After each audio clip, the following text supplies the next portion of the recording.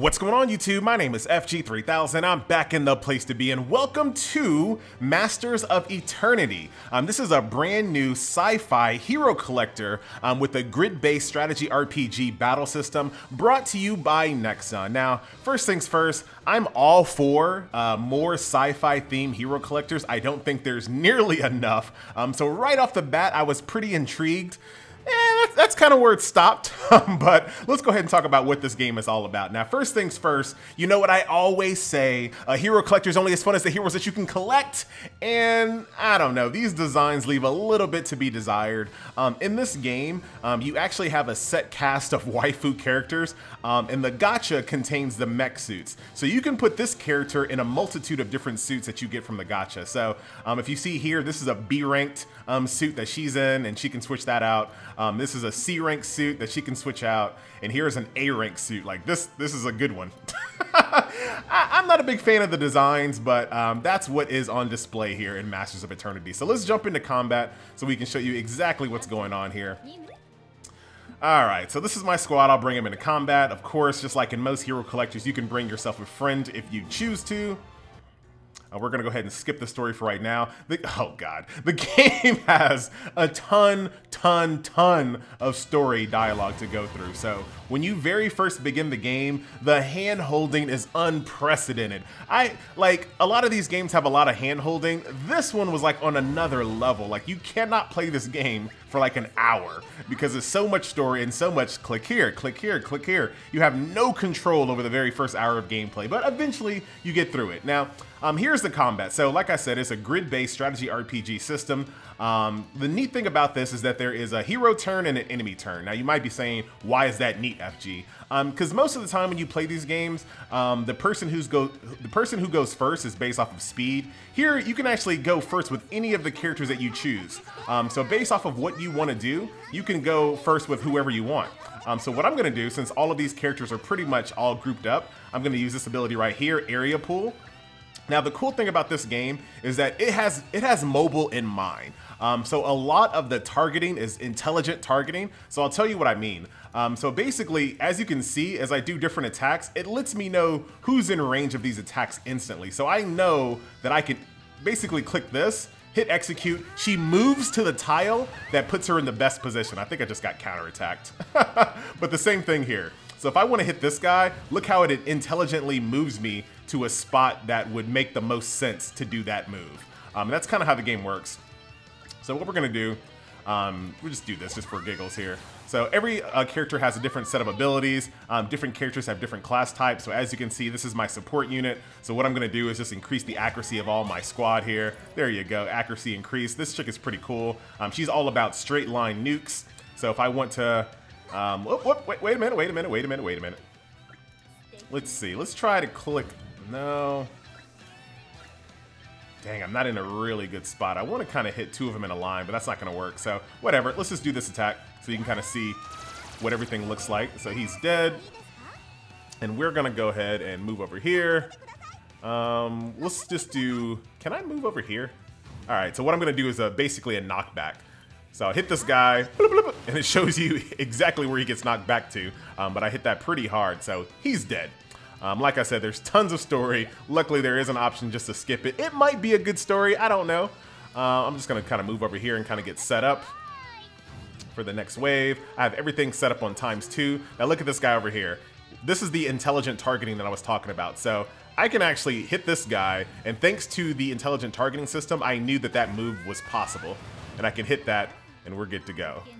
Same thing here. We'll just kind of move up, wait turn. This is my tanky character, so I'm just gonna throw her up in the fray here.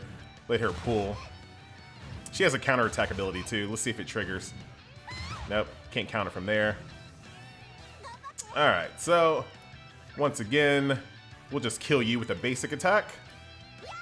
Boom, boom. And a lot of these characters actually have ranged abilities as well. So this is my support unit. So I can basically hit her, you know, a tile away. You know, lots of things that you've seen in strategy RPGs before that have been used for like archers and things like that. As you can see, the intelligent targeting says that I can basically hit both of those guys there. Missed one, but that's okay.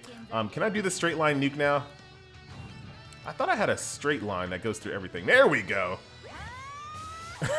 So there goes the strategy aspect. I mean, this part is actually okay. I have no problem with this part here. And like I said, I like the fact that they went out of their way to design this with mobile in mind. Obviously, you know, strategy RPGs that were on console and things like that were a lot more strategy intensive, but they realized that this game was on mobile and they make it a little bit easier to play. But I don't think that's a bad thing. Sometimes you have to know the control scheme that your game is on, right? And kind of make it make sense. Like, this is great. There's no reason for me to have to, like, this is where she was. This little intelligent thing is great. There's no reason for me to really have to kind of like go out of my way to set up the perfect attack. Just let the game decide that part for me. So that's that.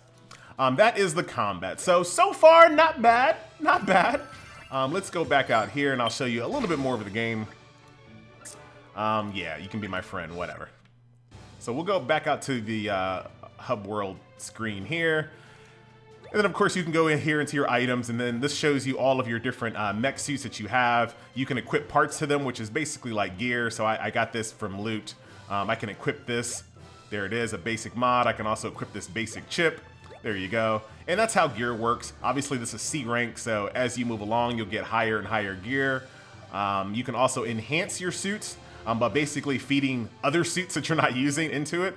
And certain suits have different types of attributes. So this is an assault suit. So if I feed more assault suits into my assault suit, it levels up and becomes more powerful. So there you have it. Upgrade successful. And I'll show you another thing. This is another pretty weird system that I haven't seen in games before. Let me try to enhance this one so I can kind of show you. So right here, I have basically a sniper suit. So I have a spare sniper suit that I'm going to feed into it. As you can see right here, it says great success rate at 2.5. So I can take that. I can still get EXP from it, no problem. But there are also these little tokens that give you a higher chance of getting more EXP for your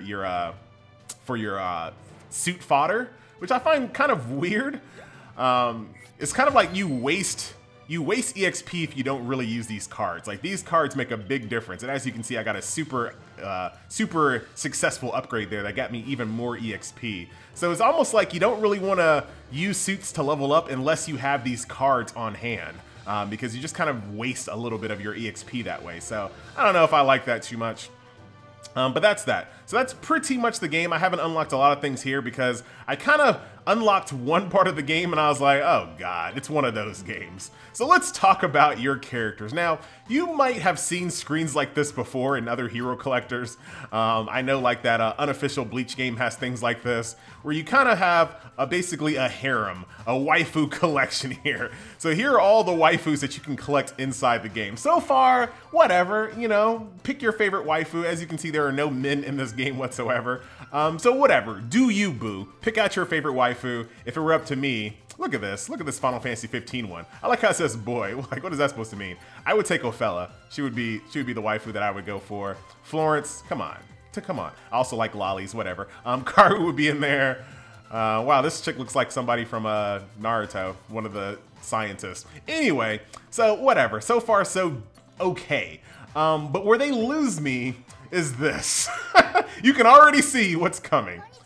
Oh my God. So there is this whole different aspect of this game that just came out of nowhere. I was not prepared for this.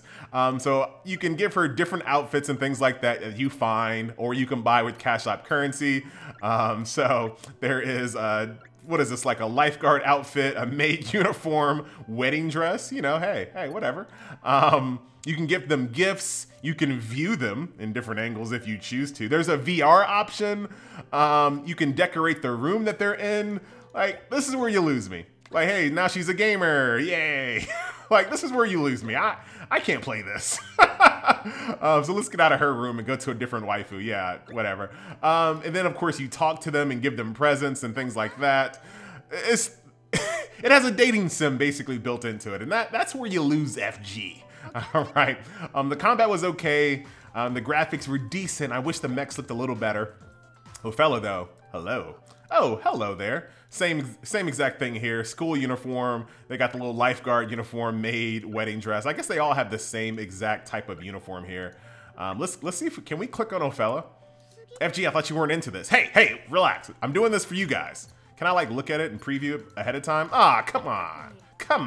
How about her? I can't preview her? That's rude. But anyway, if you were looking for a strategy RPG sci-fi hero collector and you wanted a little bit of date and sim all mixed up in it, this is the game for you. Like I said, it's brought to you by NEXON, so it's a pretty big company here, so the game should last a decent amount of time, but you're not going to see FG in this game, so that will do it for me. Once again, guys, my name is FG3000. This has been a look of Masters of Eternity, and enjoy, I guess.